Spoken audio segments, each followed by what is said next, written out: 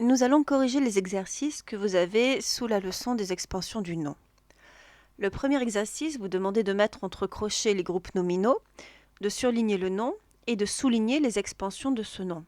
Donc j'ai déjà mis en jaune surligné les noms que l'on a dans nos différentes phrases et on va repérer si ce sont des groupes nominaux minimaux, juste avec un déterminant, ou s'ils sont étendus et quelles sont les expansions qui permettent d'étendre ces groupes nominaux. Le premier nom chevalier, eh bien on sait que c'est un pre-chevalier. Donc je vais je vais souligner pour ce premier groupe tous les éléments.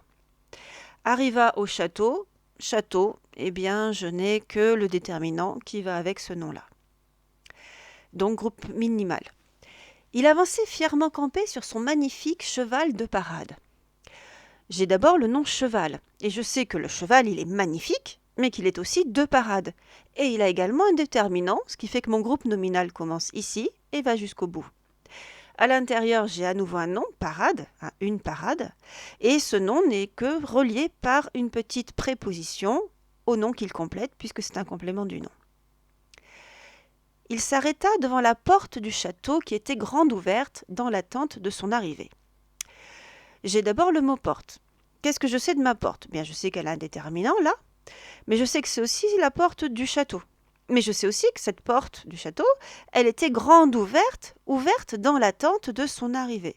En fait, toute la fin de cette phrase est un groupe nominal et contient les expansions du mot porte. À l'intérieur de ce grand groupe nominal, j'ai des noms. Du château tout d'abord, complément du nom. Ensuite, j'ai l'attente. Et c'est l'attente de son arrivée. Donc le nom attente lui-même a comme expansion le groupe nominal de son arrivée. Groupe nominal minimal, juste déterminant et nom. Phrase numéro 4. Une belle demoiselle vêtue d'une longue robe de lin blanc parut. D'abord, j'ai une demoiselle. Qu'est-ce que je sais d'elle ? Eh bien, avec le déterminant, je sais qu'elle est belle. Et puis, je sais qu'elle est vêtue. Mais je sais qu'elle est vêtue d'une longue robe de lin blanc. Tout ceci fait partie donc des expansions du nom demoiselle. À l'intérieur de ces expansions, j'ai des noms, donc des groupes nominaux. La robe, je sais qu'elle est longue et je sais qu'elle est de lin blanc. Et le lin, je sais qu'il est blanc. Donc j'ai comme des poupées russes des expansions qui contiennent des groupes nominaux, qui contiennent donc des noms, qui eux-mêmes ont des expansions. Bref, on a comme ça un effet cascade sur l'ensemble. Phrase 5. Son visage se colora d'une légère nuance rosée à la vue du chevalier. Son visage. Est-ce que je sais quelque chose sur le visage avant d'arriver au verbe ? Non, je sais que c'est juste son visage, donc j'ai un groupe nominal minimal. Une légère nuance rosée. La nuance, je sais qu'elle est légère. Je prends le déterminant, l'adjectif, mais je sais qu'elle est aussi rosée. Et mon groupe nominal s'arrête ici. Elle n'est pas rosée à la vue du chevalier, elle se colore à la vue du chevalier. Donc la suite de la phrase ne dépend pas du nom de nuance. Mais dans cette suite de phrases, j'ai des noms. J'ai le nom vu. Donc la vue, et je sais que c'est la vue du chevalier. Mon nom vu est complété par le groupe nominal du chevalier. Elle avait reconnu le vaillant combattant qu'il avait secouru la veille. Premier nom, c'est le combattant. Qu'est-ce que je sais de mon combattant ? Je sais qu'il est vaillant. Je prends le déterminant, l'adjectif, mais je sais aussi que c'est le combattant qu'il avait secouru la veille. Une proposition subordonnée relative pour étendre mon nom combattant. À l'intérieur de cette subordonnée relative, j'ai le nom veille, la veille, qui est juste avec son déterminant.